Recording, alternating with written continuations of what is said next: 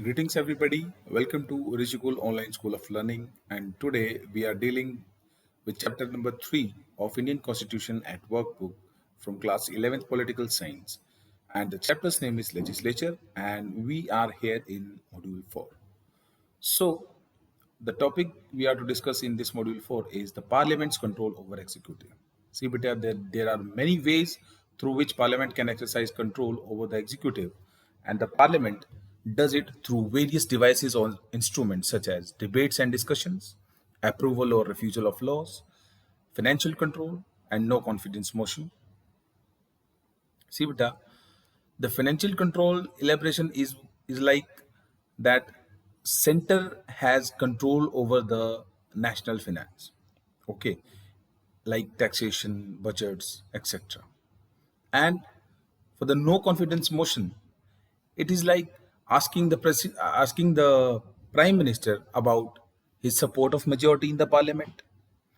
And the debates and discussion can be elaborated like during the law of making process, the members of legislature get an opportunity to deliberate on the policy direction of the executive and the ways in which policies are implemented. Apart from deliberating on bills, control may also be exercised during the general discussion in the house. The question hour, which is held every day during the session of parliament, where ministers have to respond to searching questions raised by the members. Zero hour, where members are free to raise any matter that they think is important. Though the ministers are not bound to reply, half an hour discussion on matters of public importance, adjournment motion, etc., are some instrument of exercising the control. And when it comes to approval and ratification of laws, we all know that parliamentary control is also exercised through its power of ratification, that it can refuse the laws also, and it can change the proposals introduced in the either of the houses. A bill can become a law only when the approval of the parliament is done. So now the next topic is parliamentary committees, and we all know that it is a very significant feature that nowadays parliamentary committees are being appointed to perform various legislative functions like day-to-day business of the house, such as studying the demands for grants made by various ministries, looking into the expenditure incurred by the various departments, investigating cases of corruption, etc. See, since 1983, India has developed a system of parliamentary standing committees, and there are over 20 such departmentally related committees now.